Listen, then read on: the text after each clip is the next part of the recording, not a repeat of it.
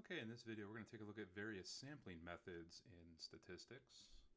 So the various ways in which we can take samples in order to perform an observational study or an experiment, and depending on the research and the methods we're going to use, one might be more appropriate than another. So keep in mind though that good sampling is going to incorporate randomness into the process. So we want to try to keep things having randomness to them in our sampling methods, if at all possible.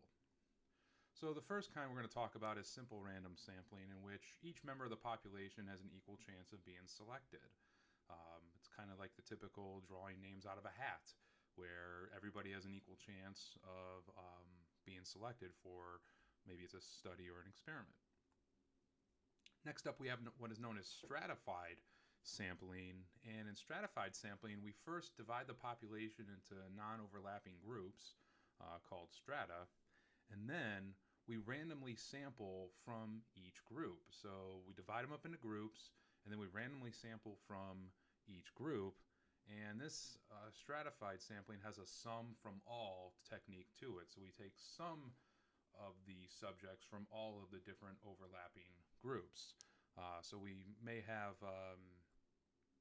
dividing them up by grade level, and then we randomly select students from each of the grade levels. Next up, we have cluster sampling, which is very similar to stratified sampling. We're going to divide the population up into non-overlapping groups, and then from there, we're going to randomly pick groups and then obtain information from all the subjects in the groups that we picked. So while stratified is taking some from all the groups, cluster is taking all from some of the groups. So we divide them up into non-overlapping groups again, and then we randomly pick entire groups and get information from everyone or all subjects in those groups. So a little bit of stratified sampling, but switched around in the idea, where cluster is all from some of the groups and stratified is some from all of the groups. So systematic sampling is subjects are placed in some order, could be alphabetical, numerical, by age, whatever the case may be. And after they're put in order, we're going to pick a random starting value. So for this video, I'm just going to call the random starting value n.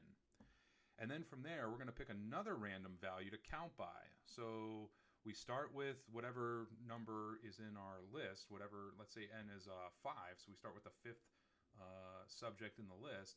Pick another random value to count by, let's say 8. So we start with the fifth person and then count every 8 people thereafter.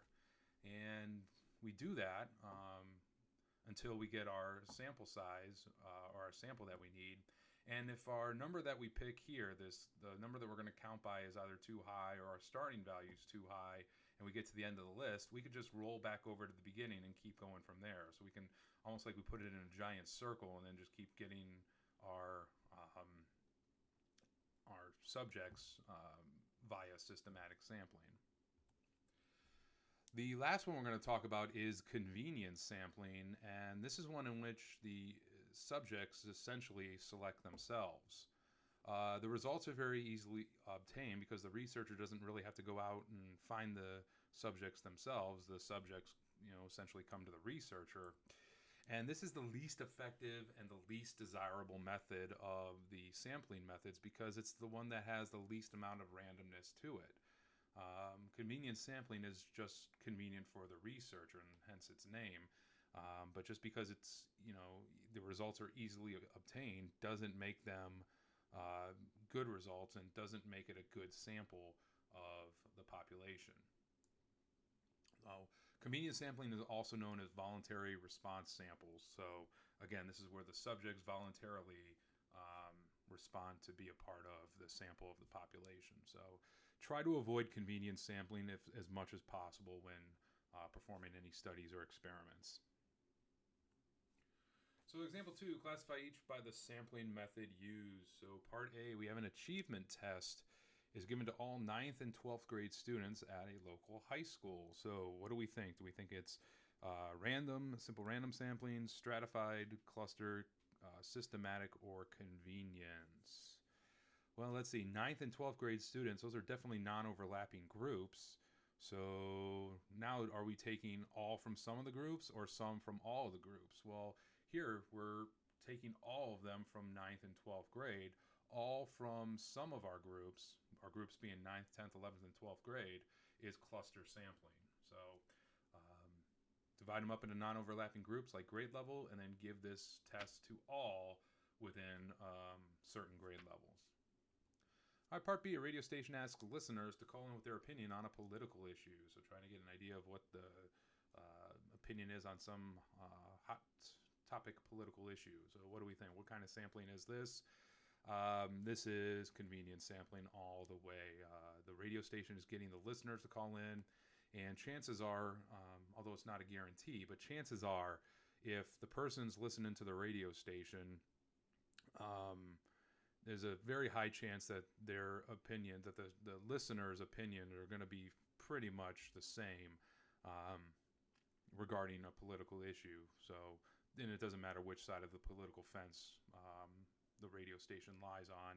They're typically going to draw in listeners that reflect their point of view and their political stance. So when they get these listeners to call in, that's more or less convenience sampling. Now, it's not to say that all the listeners are going to agree with the political issue or disagree with the political issue, but it is very convenient for the radio station to have the subjects select themselves and voluntarily call in to create a sample. All right, Part C, a quality control manager selects the 5th circuit board on an assembly line and then selects every 14th circuit board after that. So hopefully this one's really easy for you. This is systematic sampling, starting with the 5th and then selecting every 14th and testing them out to maybe see if they're working. All right, Part D, we have 10 seniors, 12 juniors, 13 sophomores, and 10 freshmen are asked to name their favorite food. So we do have 4 non-overlapping groups, class levels of seniors, juniors, sophomores, and freshmen. And we're assuming that there's not only 10 seniors, 12 juniors, etc. in the entire school. So we're taking some from all of the non-overlapping groups. This is stratified sampling, some from all of the non-overlapping groups.